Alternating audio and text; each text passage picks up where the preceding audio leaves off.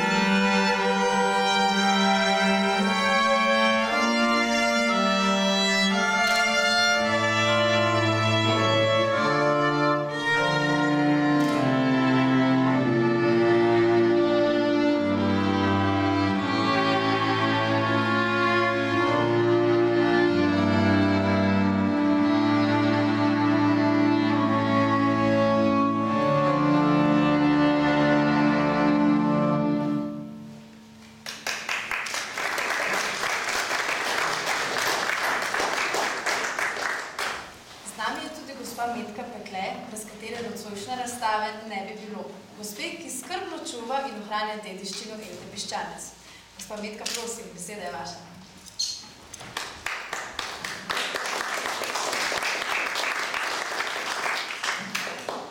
Dober večer vsem zbranim. Naj izkoristim ta trenutek, ko mi je dana beseda, da se v svojem lastnem imenu in imenu družine Pekletovih zahvalim galeriji Družina, tedniku Družina, ki sta nam omogočila tale lep kulturni dogodek, gospodu magistru Franciju Petriču, ki me je prijazno sprejel, ko sem prvič prišla k njemu in mu govorila o eni slikarki, o kateri še ni kaj dosti vedel, pa je takoj rekel ja. Gospe Manici Ferenc, brez katere in najbolj še marsikaterega njenega sodelavca tudi ne bi visele te slike tukaj. Gospe Mileni Koren Božičkovi, ki se je iz deževnega Velenja pripeljala s svojim soprogom na tole otvoritev in nam vse lepo predstavlja Eto Piščanec. In na koncu, pa nikakor ne najbolj pomembno, bi se rada zahvalila mlademu umetnostnemu zgodovinarju, ki je napravil ta izbor in idejni koncept in je ta razstava tako živa in prijazna v veliki meri po njegovi zaslugi, to je dr. Andrej Doblehar. Razmišljala sem, kaj bi vam povedala o Eti Piščanec. To bi bilo najbolj smotrno. Ampak jaz sem bila stara 13 let, ko je ona umrla. In kot je povedala gospa Milena Koren Božiček, ki je živela zelo odmaknjeno. Obiskovala je samo mojo staro mamo, svojo sestro, Ljudmilo Piščanec, poročeno Pekle. Ljudmila je imela dva sinova, Fedorja in Vladimirja, in Vladimir je postal oče 3 hčera. In ena izmed teh hčera, najstarejša, sem jaz. Tukaj sedi še moja najmlajša sestra Ana, Smilja, srednja sestra pa je ostala doma ob naši imate? A je tukaj? Tukaj je. Imamo namreč zelo bolnega očeta, mamo, ki zanj skrbi, to ni tako enostavno priti na tako prireditev. Torej, obiskovala je svojo staro mamo, svojo sestro. Jaz se bolj spominjam Majpigla, tega dvorca, kakšen je bil takrat. Bila je kar žalostna zgodba, namreč, ko je ona umrla, tisto noč, ko je čakala, da jo zjutraj z vozom prepeljajo, je imela neko črevesno vnetje, dol verjetno v Celje, tisto noč je umrla. Ni dočakala jutra, potem so celo udrli, to je bilo leta 67. Je pa pisala svoje dnevnike in če bi hoteli malo pokukati vanjo, v njeno osebnost, potem so njeni dnevniki kar primerni. In sem pobrskala doma med njenimi dnevniškimi zvezki in sem se odločila, da vam preberem en odlomek iz dnevnika, ki ga je pisala prva leta, ko je študirala v Firencah. In sicer govori o tem, kako je najela atelje v Firencah. Z bojaznijo, če si pravzaprav zasluži to, če bo dovolj dobre stvari delala v tem ateljeju, če ni to predrago in tako dalje. Dovolite, da vam to preberem. Akademsko leto 1927-28, letnik Firence. Naj se mi roke tresajo. To je spoštovanja do vas publike. 21.10. Začnem s tem, kar mi najbolj po glavi gre. Najela sem si novi atelje za dobo 6 mesecev. Predbacivam si pri tem mnogo in si stavim končno mučno vprašanje, ali se ne bo rogal ta lepi, veliki, luksuriozni atelje mojemu neznanju in slabim ničevim slikam. Stane torej za 6 mesecev 1700 lir. Ali so vržene v zrak, ali pa bo delal atelje čudeže.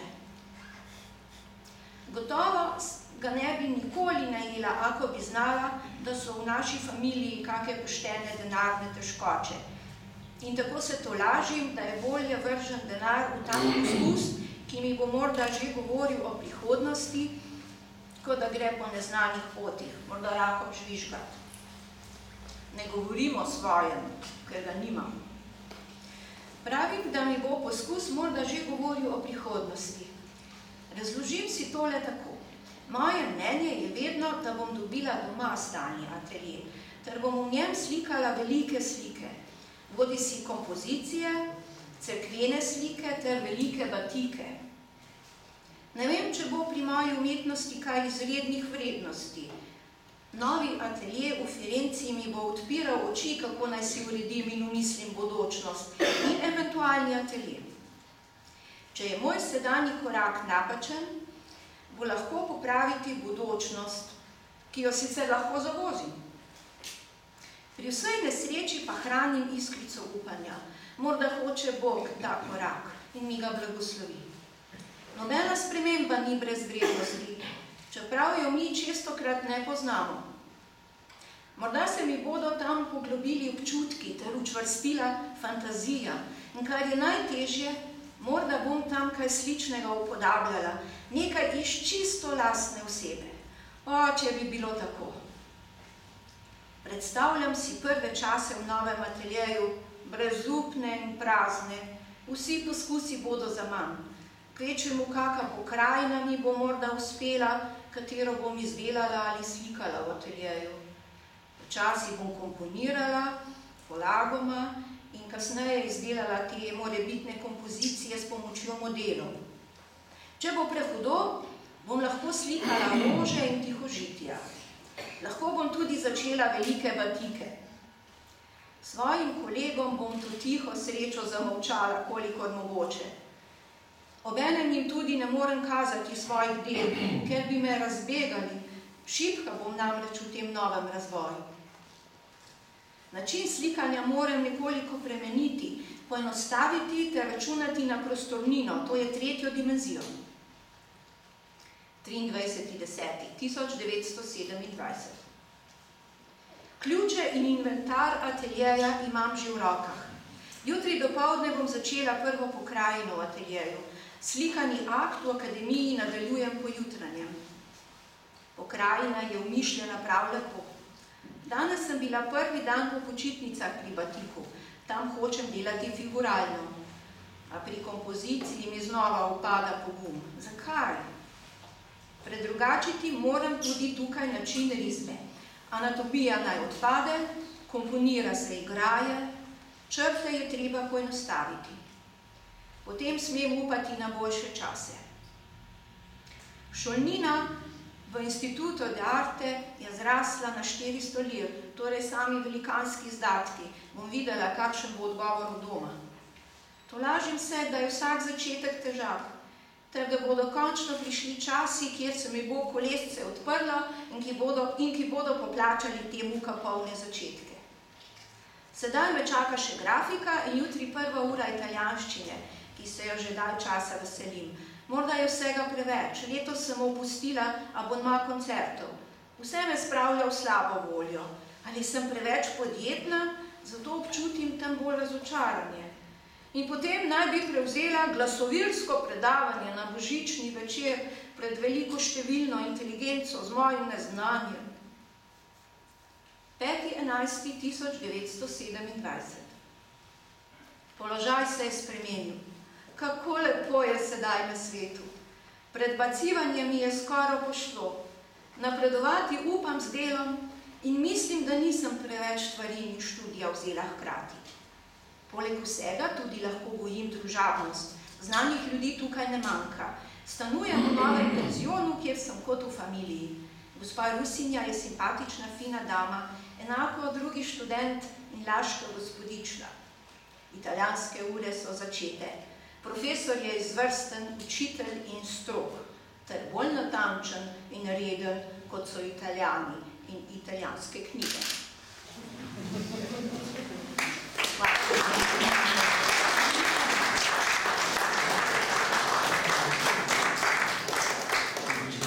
Najlepša hvala, gospa Meka.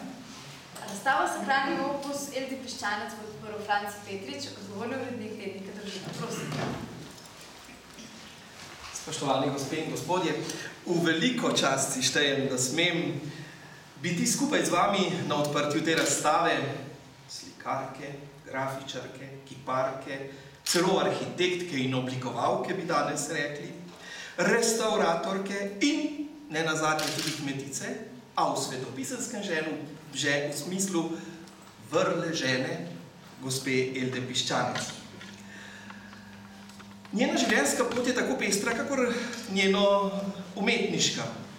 Iz mediteranskega okolja, tržaškega, ki je odprto v svet, kot je dejal moj kolega Jurij Balk, novinar iz Gorice, je odšla v kontinentalno, z gorami in hribi zaprto Kranjsko, Štajersko, slišali smo celo Prekmurje, in prinesla v ta naš prostor nekaj posebnega. Jaz bi dejal kraško zakoreninjenost, trmo, pokončnost, doslednost, zvestobo. Zato, ko iščemo odgovor na vprašanje svetopisenskega pisatelja vrlo ženo, kdo jo najde, imamo odgovor v teh slikah. To je gospa Elda Piščanec, tudi za naš čas in prostor. Galerija Družina po 10 letih postavlja na ogled njen sakralni opus. Zadnjič je bil v Slovenskem verskem muzeju v Stični, kot smo slišali. In s tem hoče najprej izraziti priznanje in zahvalo slikarki, ki je bolj kot si mislimo in kot kakšen od njenih sodobnikov, ki smo slišali nekatera imena, obogatila slovensko umetnostno cerkveno zakladnico. Drugo, kar je pomembno, se ji hočemo zahvaliti za njeno držo. Bila je pričevalka vere, ki se ni uklonila zahtevam totalitarnega sistema, ampak je ostala zvesta sami sebi, včasih tudi za ceno tega, da je bila prikrajšana za dober kos kruha. In tretje, za pričevanje žene, ki je našla mesto v cerkvi in s svojimi talenti pustila pomembne sledove. Pomislimo, prav leto se spominjamo 140-letnice rojstva in 50-letnice smrti pisatelja Ksaverija Meška, ki je bil eden od njenih naročnikov, saj je v cerkvi Svetega Roka v Selah pri Slovenj Gradcu pustila eno od sledi. In pred 14 dnevi je bil blagoslov obnovljene cerkve Svetega Lovrenca v Stranicah, pri Zrečah, pri Slovenskih Konjicah, kjer je njen največji freskanski opus. Torej, pustila je sledove, ki jih lahko občudujemo in jih zato izrekamo tudi priznanje na tak način. Hvaležen sem najprej gospe Metki Peklar, ki me je seznanila s to veliko umetnico, naše polpretekle dobe, recimo temu.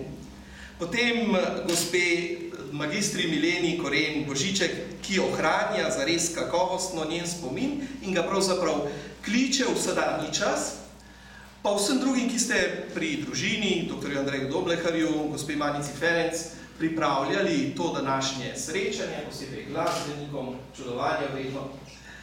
In želel bi samo nekaj.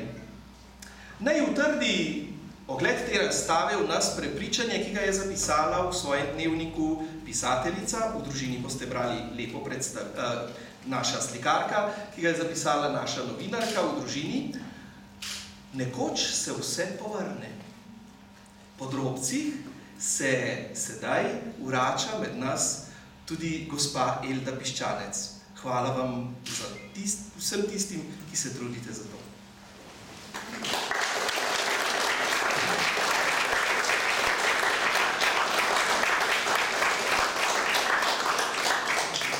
Hvala lepo gospodu Petriču. Tako, razstava je sedaj odprta.